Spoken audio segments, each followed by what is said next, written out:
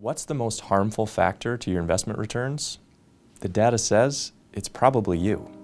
Studies have shown individual investors lose on average between 1.2 and 4.3% per year as a result of their own behavior. For most active investors, that gap can increase to 6.5%.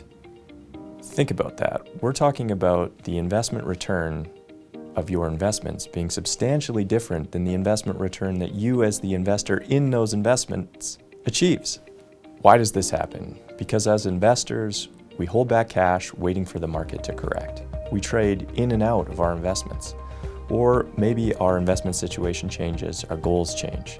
But more likely, because of our emotions and because of opinions we've received from others. The behavior gap is a notorious problem in the investment world. And the cost to investors is real. Yet the industry has been slow to address this problem. I'm Rob Townsend, CEO and Portfolio Manager at Camber, and today we're going to talk about educational investing.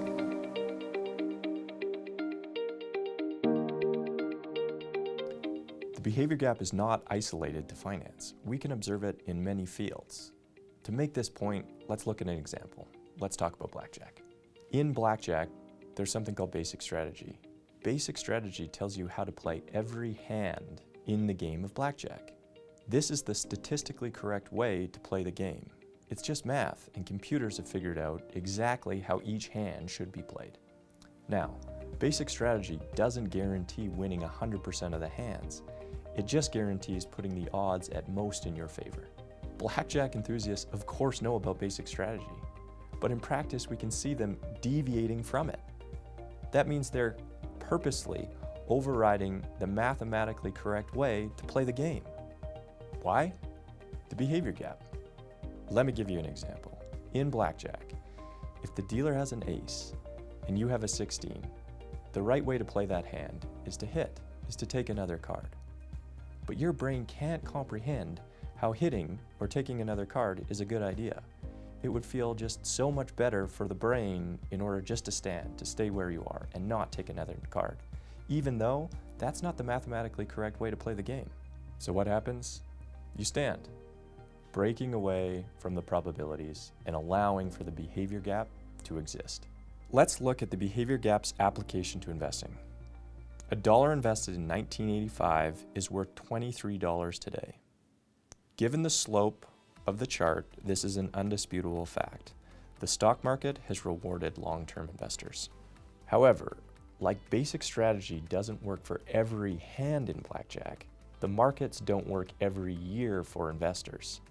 Let's take a look at a large range of return outcomes for the S&P TSX, the Canadian market.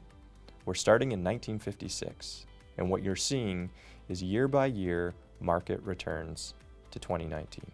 The pattern is random, but you can see the average return for investors is over 10%. Here's where the problems start with investing. Because of the ups and downs, we try and see patterns where none exist. But we're so sure that we do, we deviate from basic strategy. We deviate from the probabilities. And that's where the behavior gap emerges in investing. Stepping back, it's absolutely clear that the future cannot be predicted. The amount of variables needed to predict the market a year in advance is infinitely complex. We're talking about understanding wars, elections, currencies, commodity prices, epidemics, the list goes on. Yet, as investors, we try and do it anyway, and it can be costly. Let's look at an example of how this can play out. Let's go back to the year 1975. The market that year was up 18.5%. In 1976, 11%. In 1977, 10.7%. Wow, this has been a great run. We're up 40+%. Why get greedy? Let's get out of the market and wait for the obvious correction that's coming. 1978, market's up 29.7%. Oops. 1979, 44.8%. 1980, 30.1%. So getting out of the market after 3 great years, a seemingly rational action, leaves the investor behind by more than 140%. This is the cost of trying to do the impossible, predicting the future. Where we get a lot of pushback is when markets are at all-time highs. Surely, when the market is at an all-time high, that's a bad time to invest. Well, the data says otherwise. The market being at an all-time high is similar to having children. If you've had a child and it's a girl or a boy, that does not affect the probability of your next child being a boy or girl. They're completely isolated from each other, and that's the same thing in market returns. Just because we see an all-time high doesn't change the probability of the next 1 year, 3 years, or 5 years being up or down in the market. In fact, the odds are basically the same as any other time in the market, and the data proves it. When looking at the market at all-time highs, and then looking at those all-time highs a year later, 3 years later, or 5 years later, there's no difference in the probability of the market being higher, whether the market was at an all-time high or at any other previous level. Look at the data. 1 year, you've got an 81% chance of the market being higher the next year after an all-time high. 1 year after any other previous level, a 75.2% chance of the market being higher. 3 years, you've got an 84.3% chance of the market being higher after an all-time high. Any other previous level, you've got an 83.7% chance of being higher versus lower. The sad reality is there's no future information contained in prices or relative prices that predicts the future. The closing price of the stock market is not a crystal ball into the future. Now that we've dismissed this notion that investing at all-time highs is a bad idea, let's talk about expert opinions. We often hear comments like, "But I read this," or "so-and-so who's an esteemed individual said this." Listening to expert opinions and their forecasts has a gravitational pull on our brains. At a high level, we know they can't predict the future, but our brains want so badly to believe. It's fine to listen to expert opinions, but their advice should be based on a hierarchy of the evidence they provide. The medical field uses this framework to help rank the evidence they implement. You will see that expert opinions are the lowest ranking form of evidence and the most susceptible to their own biases. The top of the pyramid is randomized control trials. Now, we don't have these in finance, but we do have large data sets, and we have academics and researchers who do peer-reviewed, real scientific work on this data sets. When this kind of evidence is available, ignore the experts. The scientific approach supersedes them. Here's the market. What's shown in red are the bear markets, where downturns of 20% or more occurred from new highs. The red areas are scary, and what everyone is focused on, talks about, and stays up at night trying to predict. However, this graph is a great illustration of what you should really be concerned about. Not having to persist through those reds, but instead missing those big, beautiful blues. As investors, the greatest ingredient to our success is time in the market. Don't waste it sitting on the sidelines. Yes, persisting through the red is challenging, but the real pain is missing out on the up markets in the blue. The good news is you don't need to predict the markets. You can make informed decisions by knowing the probabilities of whether the market will be up or down a year, 5 years, or 10 years in advance. What's critical to understand is the timelines you have for the money being invested. Over a 1-year period in the Canadian market, 63% of the time markets are positive. In the US, 70% of the time the markets are positive.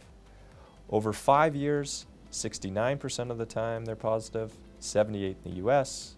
Over 10 years, both markets go to 85%. If you have money to invest for a down payment on a house over 1-year time period, it probably doesn't make sense to have that money in the market. The probabilities are in your favor, but only marginally. It's when we have money that's designed for longer time periods that it makes a lot of sense and really skews the probabilities in your favor. We've been talking about the markets. Markets going up some years and down the others, and investors wanting to avoid those down years. We've dismissed that notion. Now, when we look at the 250 companies that make up the market, and knowing that some of those go up and some of them go down, people want to avoid those bad companies. Well, just like we can't avoid bad years in the market, we also can't avoid the bad companies, and I'm going to explain why. The reason we can't decipher between the good companies and bad companies when it comes to investment returns is for 2 reasons. 1, the future is unknowable, and things may change within that company. Number 2, markets are pricing mechanisms and price in all available information. Let's break this down by talking about betting in sports. You have two teams playing each other, the Broncos and the Cowboys. The Broncos have won every game where the Cowboys have lost every game. Obviously, you want to bet on the Broncos beating the Cowboys, but you don't get to bet on the Broncos beating the Cowboys. You have to bet on the Broncos beating the Cowboys by some sort of point spread. In order to win the bet, the Broncos have to beat the Cowboys by 7 points, 10 points, or whatever the market has decided that spread should be. This is how markets work, and it's why, over large sample sizes like 8,000 NBA games, the favorites have beat the spread 49% of the time. The spread protects the investor. This is how we explain how Fred, in accounting, who never watches football, won the fantasy football pool last year. The spread protects him. You don't have to take my word for it. Countless studies have been done proving that even professional money managers with supercomputers, huge research teams, can't pick winners from losers. And in fact, their percentages of doing it is shockingly low. Studies have shown consistently that active managers can't outperform the benchmarks that they're competing against. Here's a study showing over 2,400 professional money managers, and it shows that just 20% of the time they outperform the benchmark they're competing against. This means that those money managers would be better off just holding the market than trying to predict the winners and losers within that market. So far, hopefully we've dismissed the notion that you can avoid bad years in the stock market, or that you can pick winners versus losers of individual companies within those markets. Trying to do either of those behaviors, whether it's based on the market being at all-time highs or expert opinions, goes against basic strategy. It's not the mathematically correct way to play the investment game. When you deviate, that's when the behavior gap occurs. What we're hoping to highlight is that you should be worried about the probabilities and not the possibilities. This is hard for investors and this is hard for human beings. That's because we want to avoid pain more than we like gratification. This has been studied over and over and is the reason it's so tempting to deviate from basic strategy. We know that people don't seek to maximize utility, they seek to minimize regret. The behavior gap is real, and it is a real impact to investors. These are just two of the most common ways, market timing and stock picking, that investors do activities that harm themselves. We hope you found this video helpful. What we wanted to highlight is that the behavior gap is real, and the cost to investors is significant. If you'd like to learn more, we'd love to have a chat with you at Camber.